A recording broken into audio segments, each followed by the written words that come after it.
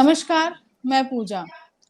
SCG group की सहायता से इनमेट ट्रैवल प्रस्तुत हेल्थ टॉक इस विशेष शो में मैं फिर से एक बार आप सभी का मनपूर्वक स्वागत करती हूँ। आज का हमारा विषय है लिम्फोमा क्या है और इस बारे में आज हमें अधिक मार्गदर्शन करने वाले हैं डॉक्टर सूरज चिरानिया। सबसे पहले मैं डॉक्टर का थोड़ा सा इंट्रोडक्शन आपसे कराती हूँ। डॉक्टर सूरज चिरानिया जो है वो मुंबई के बोरीवली एससीजी कैंसर सेंटर में एडल्ट और पीडियाट्रिक हेमेटोलॉजिस्ट है और महाराष्ट्र के प्रतिष्ठित संस्थानों ने डॉक्टर से जनरल मेडिसिन में एमबीबीएस और अपना एमडी जो है वो पूर्ण किया है। ऐसे डॉक्टर सूरज आज हमारे साथ है। सबसे पहले उनका स्वागत करते हैं और आज के शो की शुरुआत करते हैं। डॉक्टर सूरज, सबसे पहले हमारे शो में आपका स्वागत है। नमस्कार। Thank you, Mrs. Pooja. Thank you for inviting me for this Monday talk. It's always a pleasure to be with you. जी सर, जैसे आज का हमारा टॉपिक मैंने बताया दर्शकों को कि आज का हमारा टॉपिक है लिम्फोमा क्या है, तो मुझे लगता है उसी प्रश्न से हम शुरुआत करते हैं। लिम्फोमा एक्चुअली में क्या है, इस बारे में सविस्तर मार्गदर्शन डॉक्टर। जैसे प्रीवियस टॉक में अपनी बात हुई थी सीबीसी में जो डब्ल्यूबीसी सेल्स रहते हैं उनमें का एक कंपोनेंट लिम्फोसाइट्स रहते हैं। तो लिम्फोसाइट्स मोस्टली अपनी जो इन्फेक्शन रहता है उनको फाइट करने के लिए इम्यूनिटी प्रदान करते हैं बॉडी में। तो यूजुअली दिस इज ये बहुत इंपॉर्टेंट पार्ट रहता है अपना fighting spirit of our body health का। तो ये कैंसर, ये लिम्फोसाइट का कैंसर रहता है बेसिकली। तो इसमें क्या होता है कि ये जो लिम्फोसाइट्स रहते हैं इनका अनकंट्रोल ग्रोथ होता है और उनका फंक्शंस भी कम हो जाता है। तो बेसिकली लिम्फोमा में लिम्फोसाइट्स का प्रॉब्लम रहता है और उससे बॉडी की फाइट करने का इम्यूनिटी में प्रॉब्लम हो जाता है। जी बिल्कुल। डॉक्टर, इसके लक्षण ऐसे कुछ होते हैं, मतलब जबकि पेशेंट को समझ में आए कि उन्हें इस प्रकार का प्रॉब्लम है लिम्फोमा के, एक्चुअली में लक्षण क्या होते हैं? तो अपने बॉडी में एक लिम्फेटिक सिस्टम रहता है जो ये लिम्फोसाइट है अपने पूरे बॉडी के एवरी ऑर्गन एक्सेप्ट ब्रेन, तो यहाँ पे सर्कुलेट होते हैं। इनकी जो सिस्टम रहती है सर्कुलेशन की वो लिम्फेटिक सिस्टम रहती है और इसके कुछ कुछ सेंटर्स रहते हैं lymph node all over the body, वहां पे वो स्टोर होते हैं। तो इनमें क्या होता है कि अगर पैर का कोई इन्फेक्शन हुआ तो वो जो लोकली जो लिम्फ नोड रहते हैं वो रिएक्टिवेट करते हैं और वो इन्फेक्शन को फाइट करते हैं। तो पॉसिबली वैसे ही इनका इनका उद्देश्य यही रहता है कि लोकल इम्यूनिटी प्रदान करे और जो बोन मैरो और जो सेंट्रल लिम्फ नोड है वो सेंट्रल इम्यूनिटी प्रदान करे। तो इनमें लक्षण ऐसा होता है अगर कहीं का लोकल पहले इम्यूनिटी डिस्टर्ब हो गई है तो देखेंगे ये लिम्फ नोड तो सब तरफ आए जाते हैं, मेनली नेक में, अपने बगल में और जांग के बीच में ये लिम्फ नोड ज्यादा प्रोमिनेंटली देख सकते हैं क्योंकि ये सुपरफिशियल रहते हैं। तो अंडर द स्किन उनका एनलार्जमेंट होता है, नेक में, बगल में, जांग में। बेसिकली इनके साथ इनको फीवर आता है, वजन कम होना और भूख नहीं लगना और इनको पसीना बहुत आता है, यानी रात के बाद वो अगर सुबह उठते तो उनकी शर्ट वगैरह जो भी पहना है वो पसीने से पूरा भीग जाता है। तो ये इनके मेनली सिम्टम्स रहते हैं। यूजुअली जब most of the lymphoma slowly growing रहते हैं, कुछ कुछ फास्ट ग्रोइंग रहते हैं, जैसे अपने सब्सिक्वेंट टॉक्स में इसमें डिटेल में बात करेंगे। बट जो अगर लिम्फोमा अगर अपने इंटेस्टाइन में है जो आंतड़ी को दबाता है तो उसका ऑब्स्ट्रक्शन हो सकता है। अगर यूरिन के जगह पे अगर किडनी के अराउंड हुआ तो किडनी का यूरिनेशन का प्रॉब्लम हो सकता है।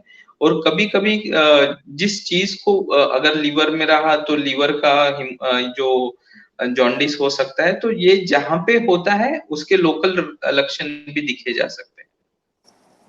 जी बिल्कुल, जैसे आपने लक्षण बताए कि मुझे लगता है ये जान के दर्शकों को जरूर समझ में आया होगा कि लिम्फोमा है या नहीं, ये कैसे पहचाने। शुरू के लक्षण अगर समझ में आए तो जरूर हम उस पे तुरंत इलाज कर सकते हैं डॉक्टर। और एक सवाल आपसे ये पूछना है कि लिम्फोमा के भी स्टेजिंग्स होते हैं और ये किस प्रकार के होते हैं? तो कैसा है कि सबसे इम्पोर्टेंट रहता है जब लिम्फोमा कोई डिटेक्ट होता है, तो ये सिस्टम तो मैंने जैसे कहा पूरे ऑल ओवर बॉडी में रहता है। तो अपने को जानना बहुत जरूरी है कि कहाँ इन्वॉल्वमेंट है। उसके हिसाब से मोस्ट ऑफ लिम्फोमा का स्टेजिंग रहता है स्टेज 1 टू स्टेज 4।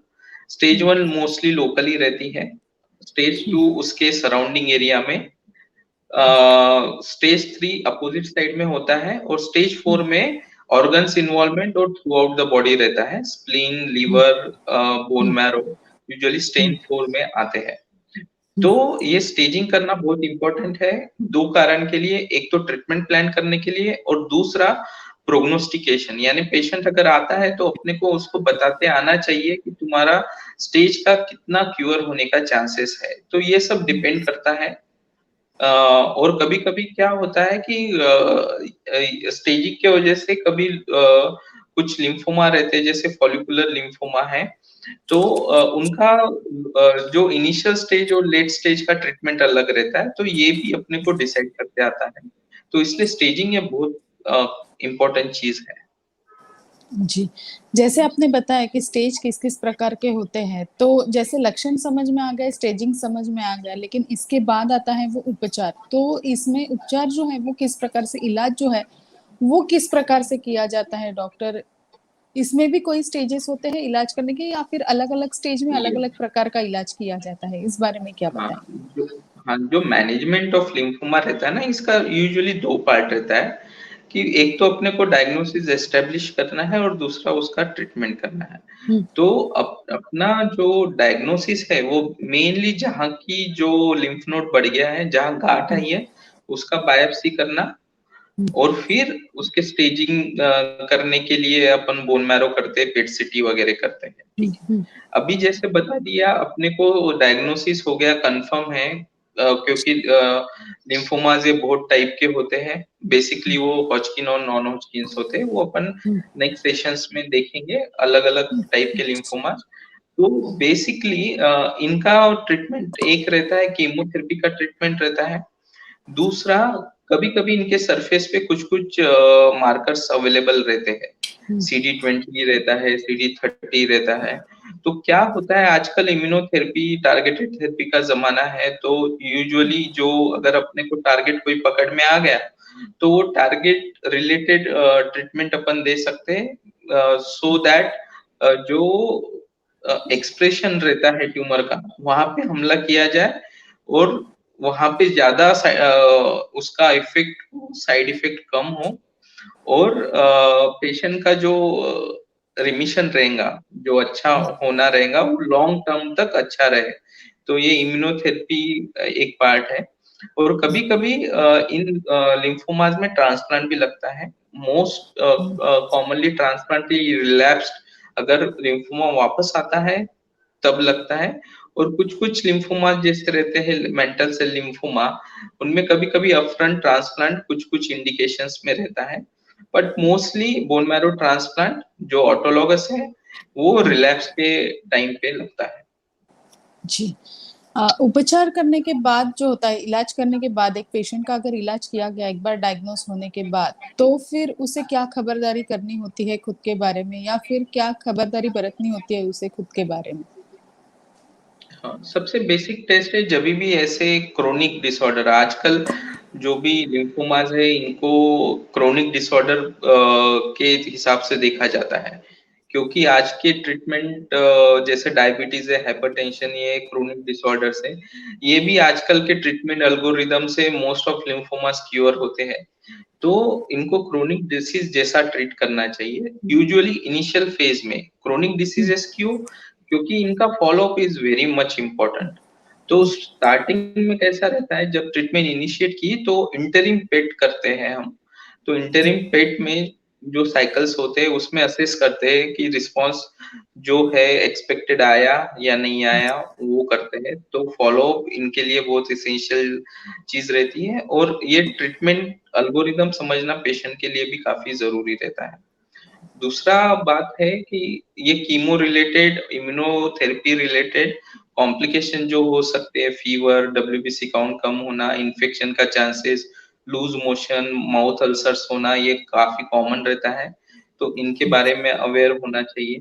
बहुत से बार पेशेंट को कौन से सिम्टम्स को एड्रेस करना है, क्योंकि मैक्सिमम ओपीडी बेस्ड ट्रीटमेंट रहता है, डे केयर बेस्ड, तो उनको समझना चाहिए कि ये सिम्टम्स आ गए तो जल्दी से जल्दी हॉस्पिटल या डॉक्टर को कांटेक्ट किया जाए। नहीं तो कभी-कभी अपने पास जो अपॉर्चुनिटी रहती है कम से कम साइड इफेक्ट या कम से कम कॉम्प्लिकेशन में ट्रीट किया जाए, वो अपना मिस हो सकता है। तो फॉलो अप जरूरी है, सिम्टम रिकॉग्निशन जरूरी है कि वो कॉम्प्लिकेशन है या साइड इफेक्ट है। और तीसरा, अपना जो भी डाइट है मेंटेन करना बहुत जरूरी है। ये हुआ कीमोथेरेपी के ड्यूरेशन में। जी।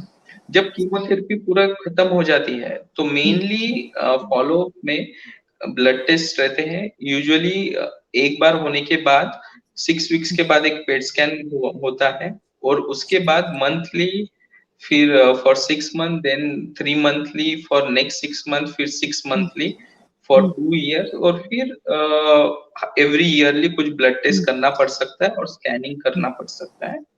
अगर 5 साल तक लिम्फोमा कंट्रोल में है तो हम उसको बोलते हैं कि lymphoma is get cured.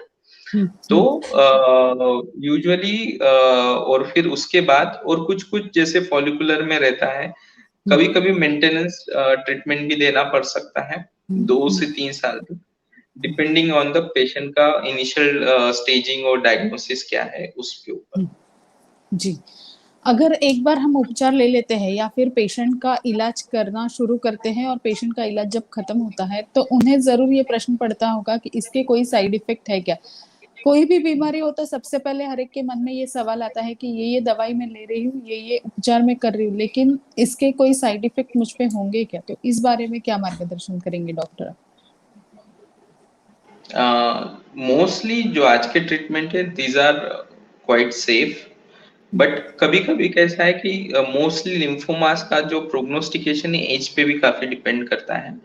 Young people they tolerate the treatment quite well, but जो ओल्डर पॉपुलेशन है जिनमें ये भी कॉमन प्रॉब्लम है, तो तो उनके लिए मुश्किल हो सकता है, क्योंकि कभी-कभी एंथ्रासाइक्लिन देते हैं तो हार्ट रिलेटेड इश्यूज हो सकते हैं, जिसमें उनका पंपिंग कैपेसिटी ऑफ हार्ट कम हो सकता है। बट ये काफी, क्योंकि हम उसका during the treatment also monitor करते हैं और मॉडिफाई कर सकते हैं, पर कभी-कभी किस पेशेंट को ये तकलीफ हो सकता है। दूसरा प्रॉब्लम हो सकता है जो टेम्पररी साइड इफेक्ट जैसे हेयर लॉस, पिगमेंटेशन होना है, वो बाय द टाइम वो इम्प्रूव हो सकता है। दूसरा, कभी-कभी रितुक्सिमैब ट्रीटमेंट के वजह से हेपेटाइटिस बी रीएक्टिवेशन हो सकता है। फिर कुछ मेडिसिन्स के वजह से लंग्स का इन्फेक्शन के चांसेस और इंटरस्टिशियल डिसीज ऑफ लंग, ऐसा प्रॉब्लम हो सकता है। डॉक्टर जैसे आप हम्म। बता रहे थे कि लिम्फोमा जब भी हो जाता है तो उसके बाद उसका इलाज कैसे किया जाता है और उसके क्या-क्या साइड इफ़ेक्ट्स हो सकते हैं। दूसरी एक इम्पोर्टेंट चीज़ आपसे ये पूछनी है डॉक्टर कि लिम्फोमा एक बार हो जाता है और वो ठीक हो जाता है, क्या उसके बाद उस पेशेंट को वापस लिम्फोमा होने के चांसेस होते हैं या फिर कितने परसेंट हो सकते हैं? इस बारे में क्या मार्गदर्शन करें? ये काफी अच्छा क्वेश्चन है, क्योंकि अभी जो मॉडर्न ट्रीटमेंट ऑप्शंस अवेलेबल है, मोस्टली लिम्फोमास में जैसे बोला है कि हॉजकिन, नॉन हॉजकिन लिम्फोमा, ये दो अलग कैटेगरी रहता है। मोस्टली डायग्नोसिस पे डिपेंड रहता है और दूसरा एज फैक्टर पे रहता है। यूजुअली जैसा एज बढ़ता है, चांसेस ऑफ फ्यूचर रिस्पॉन्स और ट्रीटमेंट ऑप्शंस कम होते जाते हैं और रिलैप्स के चांसेस बढ़ते जाते हैं। दूसरा, यंग एज में टॉलरेट अच्छा करते हैं और रिस्पॉन्स अच्छा रहता है। तो बेसिकली ये दो ब्रॉड कैटेगरी में अपन डिवाइड करते हैं। तो मोस्टली जो हॉजकिन लिम्फोमा है 70% टू 75% अच्छा होने का चांसेस रहता है। 25% में उसका रिटर्न होने का चांसेस रहता है, और नॉन हॉजकिन में अच्छा होने का चांसेस 60 टू 70% है। बाकी रिटर्न होने का चांसेस 30% के अराउंड रहता है। और जब वो रिमिशन अचीव किया है और क्योर हो गया है, तो उनका जो लाइफस्टाइल है, इट्स ऑलमोस्ट गेट क्यूअर्ड, तो उनका लाइफस्टाइल और सब जो प्रॉब्लम है बहुत अच्छा रहता है। अगर पेशेंट रिलैप्स हो जाता है तो रिलैप्स होने के बाद भी डरने का बात नहीं है। उसके लिए साल्वेज कीमोथेरेपी के अच्छे ऑप्शन और ट्रांसप्लांट का ऑप्शन हमेशा अवेलेबल रहता है। तो रिलैप्स भी हो गया तो फ्यूचर में 20 to 30% उसमें भी 60 to 70% लोग अच्छा करते हैं with the help of bone marrow transplant. जैसे आपने बताया कि आया अगर लिम्फोमा तो क्या करना चाहिए, उसी प्रकार से एक बार लिम्फोमा हो जाता है तो फिर उस पेशेंट को क्या खबरदारी बरतने की जरूरत है, और ना हो इसके लिए भी क्या खबरदारी लेने की जरूरत है? तो जो पहला पार्ट है कि उसको क्या खबरदारी रहना चाहिए, सबसे मेन सबसे अच्छी बात ये रहती है कि उसको रेगुलर फॉलो करना है जी। और जो भी उसको बताया गया है उसको सिंसियरली फॉलो करना है। क्योंकि दो चीजें हैं उसमें, एक तो रहता है मेडिकल पार्ट रहता है और एक सोशल पार्ट रहता है हमेशा ट्रीटमेंट का। मेडिकल पार्ट में भी पेशेंट बहुत जिम्मेदार रहता है क्योंकि वो सही टाइम पे आके ट्रीटमेंट ले, फॉलो अप करे तो उसके साइड इफेक्ट हम रुका सकते हैं। दूसरा है जो भी ट्रीटमेंट है वो सही टाइम पे एडमिनिस्टर कर सकते हैं। और दूसरा रहता है सोशल रिस्पॉन्सिबिलिटी जो अभी कोविड के टाइम पे सबको लेना चाहिए जी। और कैंसर के पेशेंट को लेना चाहिए।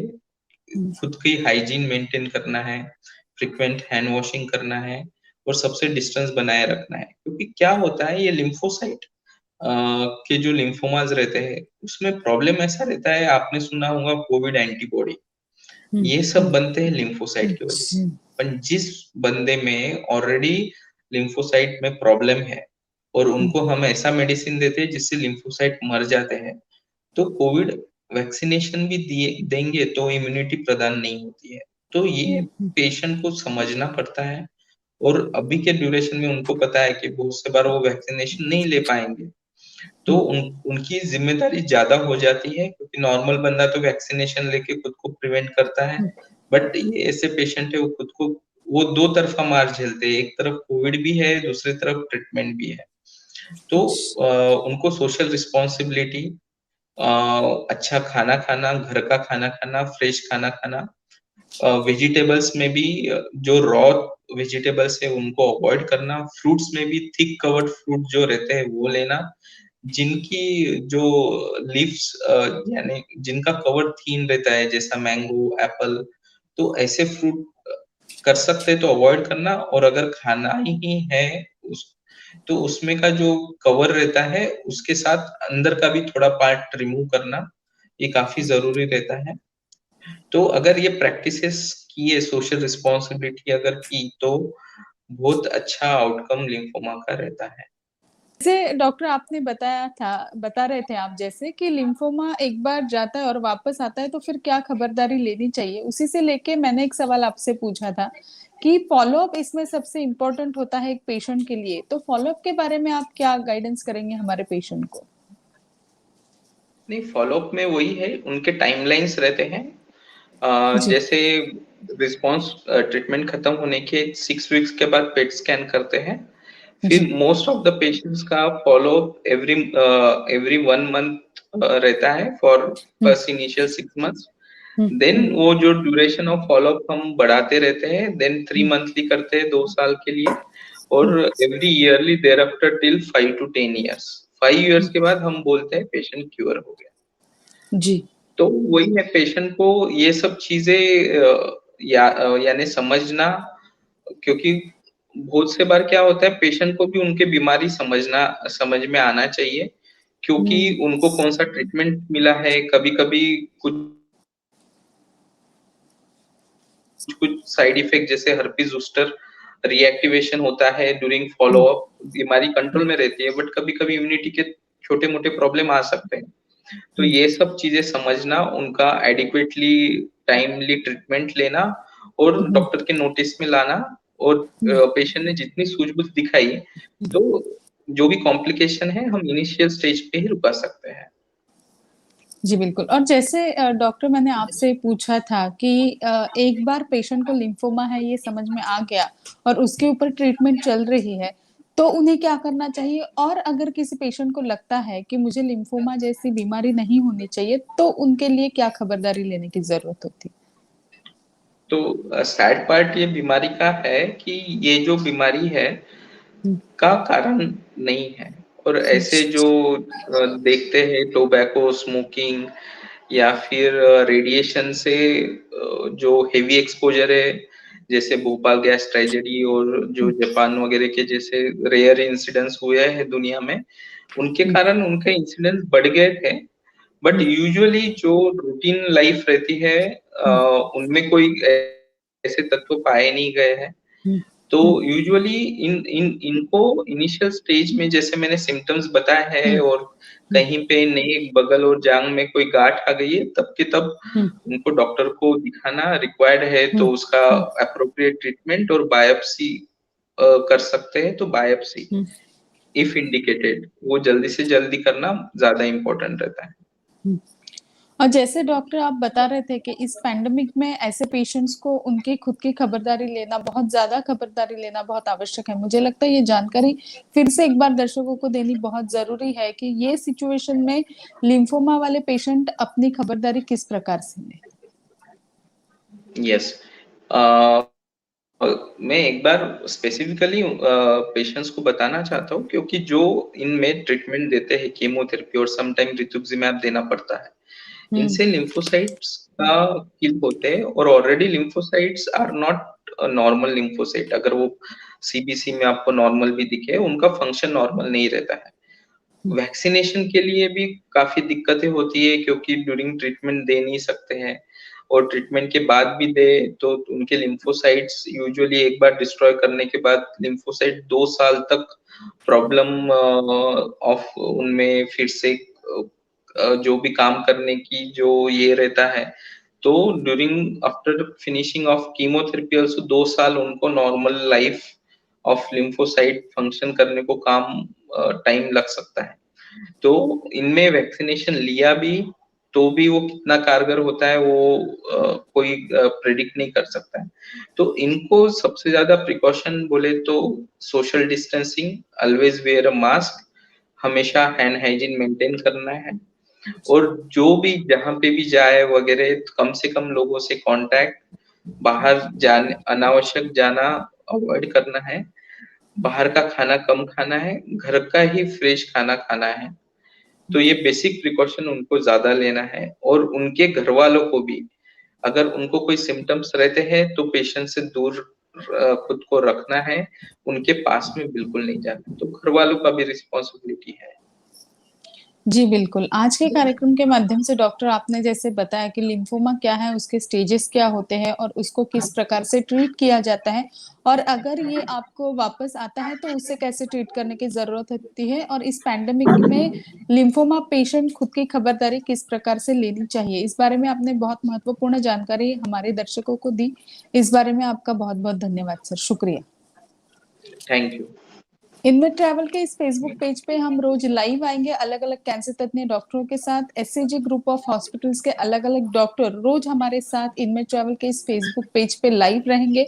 अगर आपको हमारा ये कार्यक्रम पसंद आता है तो आप इसे जरूर लाइक और शेयर कीजिए, और अगर किसी भी वजह से आप हमारा ये कार्यक्रम नहीं देख पाते तो फिर एक बार आप हमारे YouTube चैनल पे, इनमें ट्रैवल के YouTube चैनल पे आप ये कार्यक्रम फिर से एक बार देख सकते हैं।